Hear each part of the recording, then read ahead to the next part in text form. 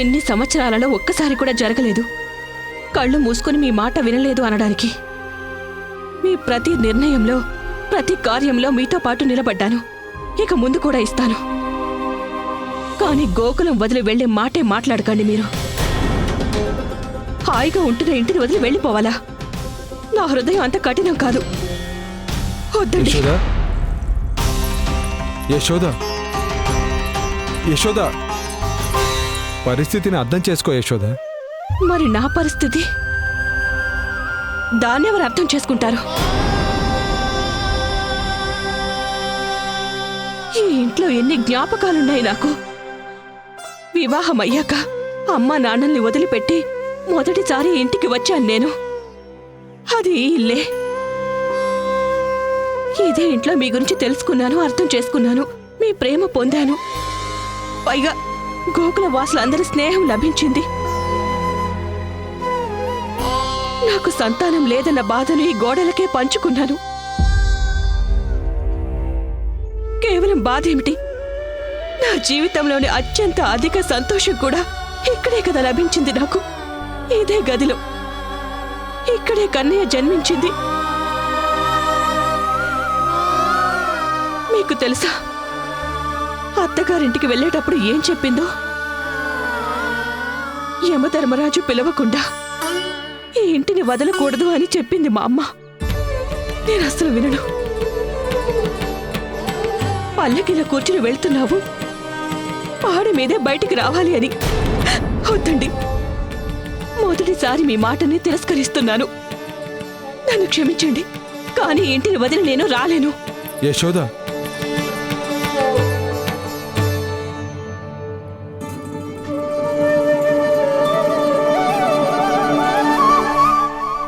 పూర్ణ అత్తమ్మ, యశోదకు మీరైనా చెప్పండి. నేనే అంగీకరించలేకపోతున్నాను. తనకేం చెప్పగలుగుతాను? జీవితం మొత్తం ఇక్కడే గడిచింది. నేను వదిలి రాలేను ఈ గోకులాన్ని. చెప్తున్నాను నందరాజా.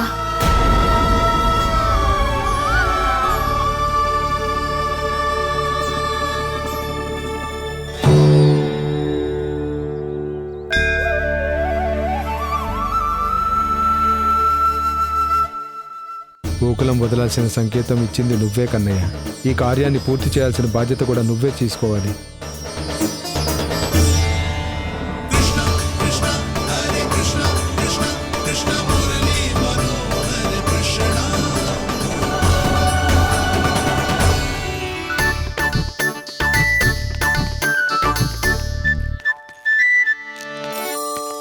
హే కృష్ణ, అయ్యో నా మాలివ్వు.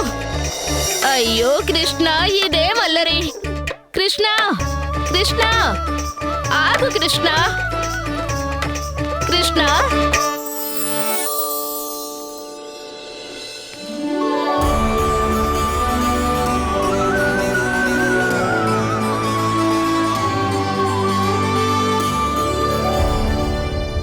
కృష్ణ,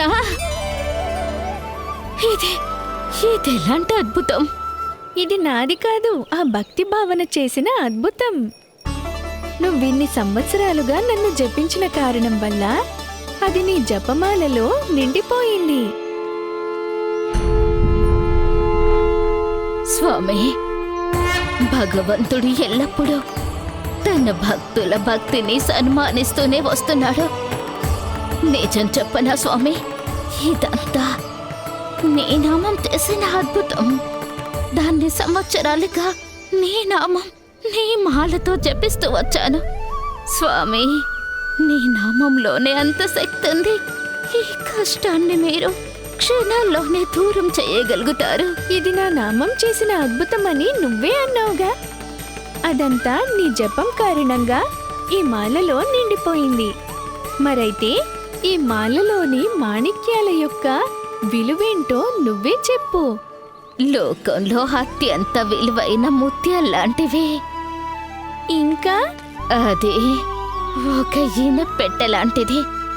ఏదైనా భక్తి శక్తిని తన లోపల నింపుకొని ఉంది. ఇంకా ఇంకా నాపై మీ ఆశీర్వాద అభయం ఉంది స్వామి. అంటే ఈ మాలలో ఉన్న ప్రతిదీ కూడా నా ఆశీర్వాదానికి ప్రతీక అన్నమాట, అవునా? అవును స్వామి. అయితే అప్పుడు ప్రతి ముత్యానికి నీ వరకు సాధారణ రూపం నుంచి గొప్పతవుతుందన్నమాట. అవును స్వామి. అయితే పూర్ణ, నువ్వొక ముత్యంపై నా నామంతో జపం చేసినట్లయితే ఆ ముత్యాన్ని ఏం చేస్తావు నువ్వు? స్వామి, నేను దాన్ని వదిలేసి మరో దానికి వెళ్ళిపోతాను. నీకు మాలలోని అన్ని ముత్యాలు ఒక్కటే అనుకున్నప్పుడు మరి ఒక్క ముత్యం నా నామజపంతో పూర్తయితే మరి నువ్వు ఆ ముత్యాన్ని వదిలి ముందుకు సాగిపోతున్నావు కదా, మరో ముత్యం దగ్గర నా జపం చేయడానికి.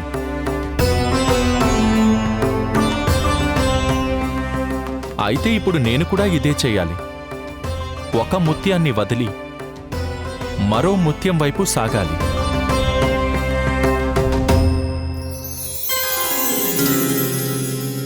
గోకులం నాకు మొదటి మజిలీ మాత్రమే, బృందావనం రెండవ మజిలీ అవుతుంది. ఈ కరువు మాకు ముందుకెళ్ళమని చెప్తున్న సంకేతం.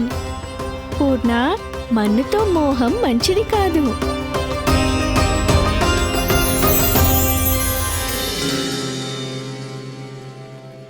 నాకర్థమైంది స్వామి.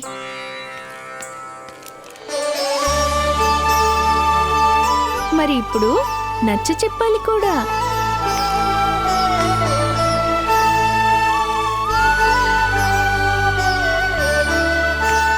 చెప్పండి, మీరిద్దరూ చేస్తారు కదా, అమ్మకు నచ్చ చెప్పడంలో నాకు సాయం చేస్తారుగా? అలాగే స్వామి. కానీ కన్నయ్య, నువ్వేం చేయబోతున్నావు? ఒక్కొక్కసారి అయిన వాళ్లకు చెప్పడంలో కఠిన నిర్ణయం తీసుకోవాల్సిన అవసరం ఉంటుంది నాన్న. ఇక నేను అమ్మని వదిలి వెళ్లాల్సి ఉంటుందనుకుంటాను.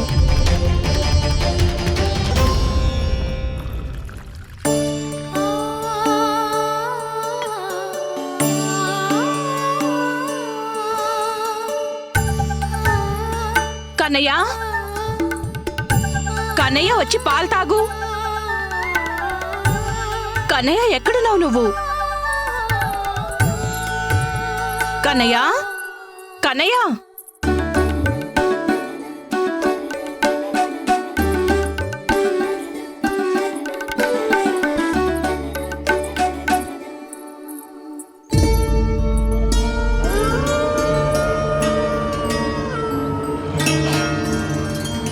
పూర్ణ అత్తతో బయట కూర్చునుంటాడు.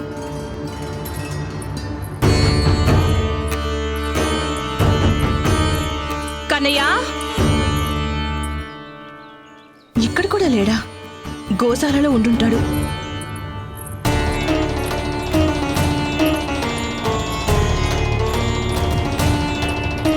కన్నయ్య, పూర్ణ అత్తయ్య చెప్పి వెళ్ళొచ్చు కదా.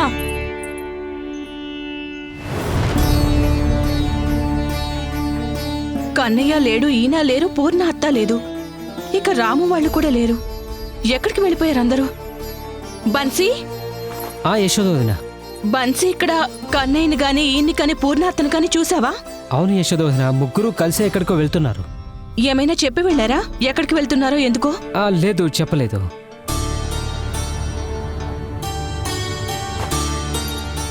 నాకు చెప్పకుండానే వెళ్ళిపోయారా?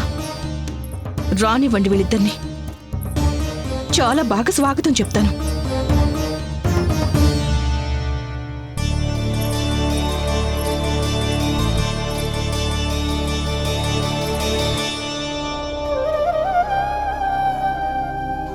ఇది మంచి పని కాదు.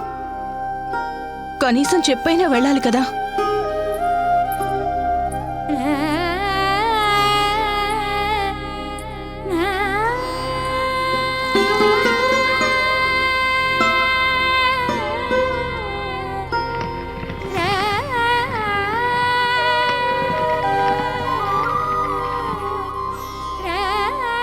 ఇంతకు ముందు ఎప్పుడు ఇలా చేయలేదు వీళ్ళిద్దరూ. మరి ఇవాళెందుకు? హే నారాయణ, ఊరి వాళ్ళందరి ముందు వీరి సలహాలను కాదన్నాను. దాంతో కోపమైతే రాలేదు కదా.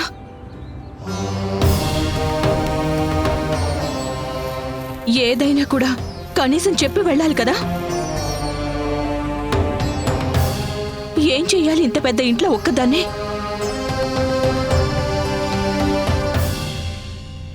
సూర్యాస్తమయం కాబోతోంది.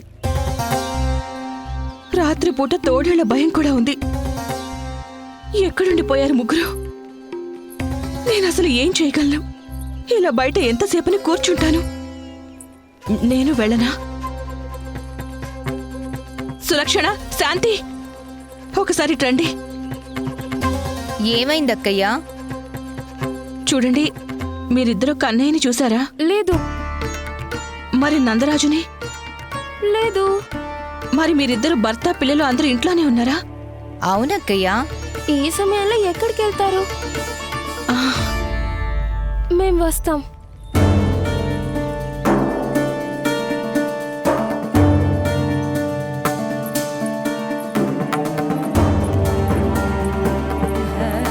మరి ఈ ముగ్గురు ఎక్కడికి వెళ్ళిపోయారు? ఒకవేళ ఎవరికైనా సహాయం చేయడానికి వెళ్ళలేదు కదా? కానీ నాకు చెప్పి వెళ్ళాల్సింది కదా. మొదటిసారి నేను నా పతిదేవుడి ఆజ్ఞను ఒప్పుకోవడం లేదు. నేను ఇంటిని వదిలి రాలేను.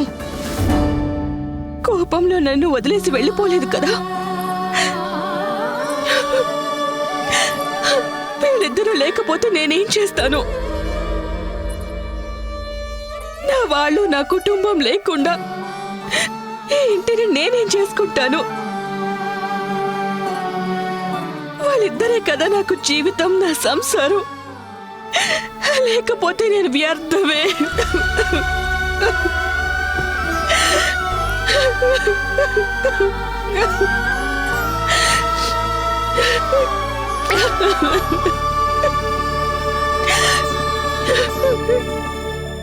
కుటుంబం లేకపోతే అంతా వ్యర్థమే.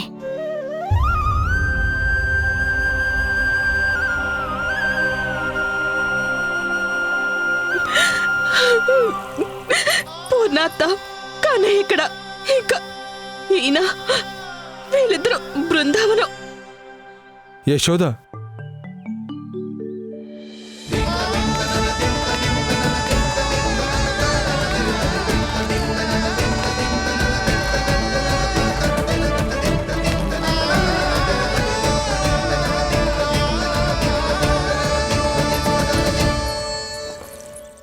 ఎటు వెళ్ళిపోయావరా మీ అమ్మను వదిలేసి? హా? మరి మీరెక్కడికి వెళ్ళిపోయారు?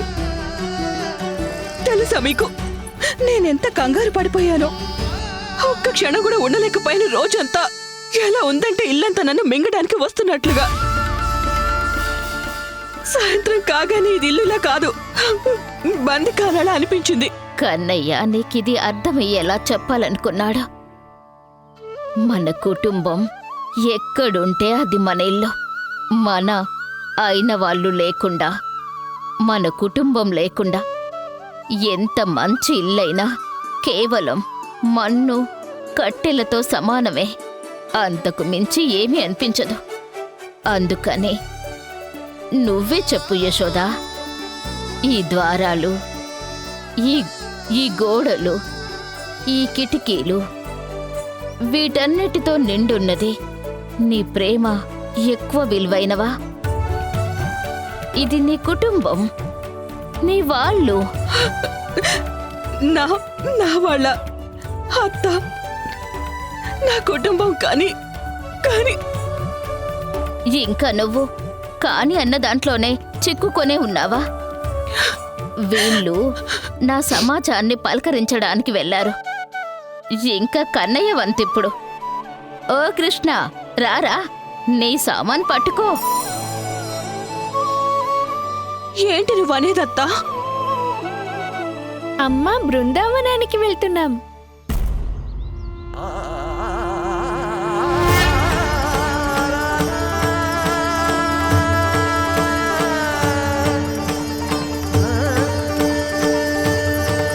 లేదు కన్నయ్య, నువ్వెక్కడికి వెళ్లేదే లేదు. నీకు తెలుసు కదా మీ అమ్మ నువ్వు లేకుండా ఉండలేదని. వెళ్ళాల్సిందే మరి. ఎన్నెన్ని తోడేళ్లు వచ్చేసాయి ఇక్కడికి. ఇప్పుడంత కరువు వస్తుంది. కొద్దిసేపట్లో జలం కూడా ఎండిపోతుంది. అప్పుడు నేనేం తాగుతాను? అమ్మ జలం కావాలి.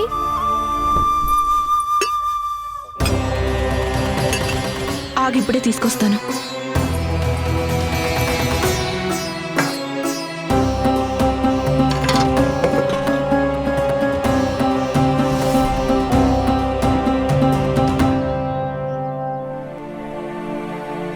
కన్నయ్య వెళ్తే నేను వెళ్ళాల్సిందే యశోద. అయితే నేను వస్తాను. కానీ నువ్వు ఇల్లొదిలి రానని అన్నావు కదా. ఏంటత్తా, నువ్వు కూడా అర్థం చేసుకోలేవా? ఎక్కడ నా కన్నయ్య ఉంటాడో, నా భర్త ఉంటారో అదే నా ఇల్లు కదా. బాగుంది యశోద, నేను చెప్పింది మళ్ళీ నాకు చెప్తున్నావు. అంటే దీనికి అర్థం నువ్వు వెళ్ళడానికి ఒప్పుకుంటున్నావు అన్నమాట. లేకపోతే ఏంటి? కానీ చూడండి, వెళ్ళడానికి ముందు మీరు నాకు మాట ఇవ్వాలి. మాట? ఆ, నాకు అక్కడ కూడా ఇలాంటి ఇల్లే కావాలి. ఇలాంటిలా? ఇలాంటిదే.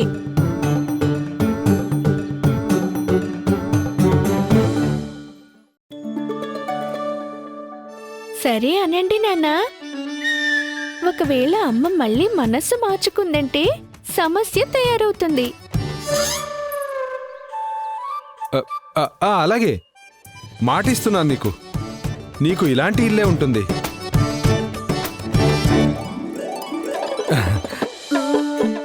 కానీ గోపికలందరినీ ఒప్పించాల్సి ఉంటుంది. మరి ఒప్పించగలవా? ఆ, అరే నేను రావడానికి సిద్ధపడ్డానంటే చూస్తూ ఉండండి, అందరూ నా వెనకాల వచ్చేస్తారు. నేను వాళ్ళ యశోద అక్కయ్యను కదా. హా, ఇక అసలు విషయం ఏంటంటే కన్నయ్య వచ్చాడంటే గోపికలందరూ వాళ్ళంతట వాళ్ళే వెనకాలే వచ్చేస్తారు. కానీ చూడండి, మాటిచ్చారు నాకు, గుర్తుంచుకోండి. ఈ విషయంలో ఎలాంటి రాజీ కుదరదు. ఇలాంటి ఇల్లే ఉంటుంది యశోద.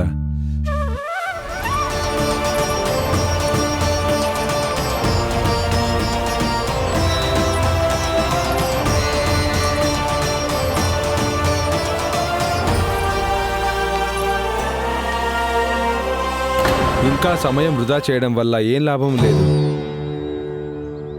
ఇవాల్టి రాత్రి గోకులంలో మనకి చివరి రాత్రి అవుతుంది.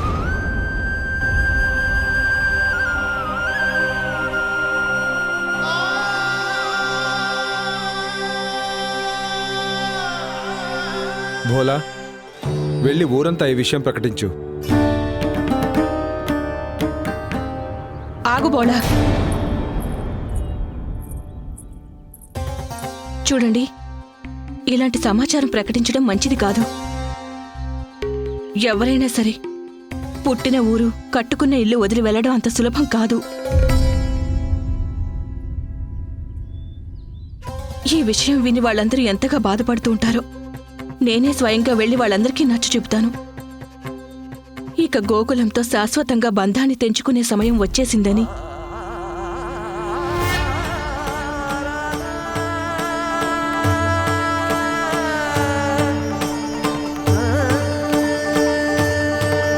నువ్వు బోలా ఇంకా బన్సీలను వెంట తీసుకువెళ్ళు. సూర్యాస్తమయమైంది. ఒకవేళ తోడేలు వచ్చేస్తే?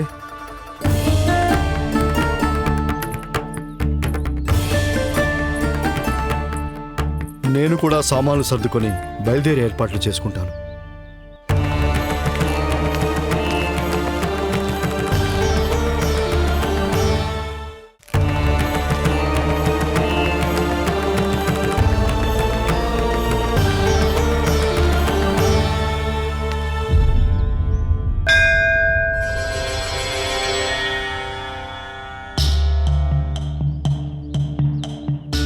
ఊరి వాళ్ళందరికీ ముందుండి నిలవడం నా కర్తవ్యం ప్రభు. కానీ నిలబెట్టుకోవడానికి చాలా ధైర్యం కావాలి. కానీ మీకు తెలియని విషయం ఏమీ లేదు.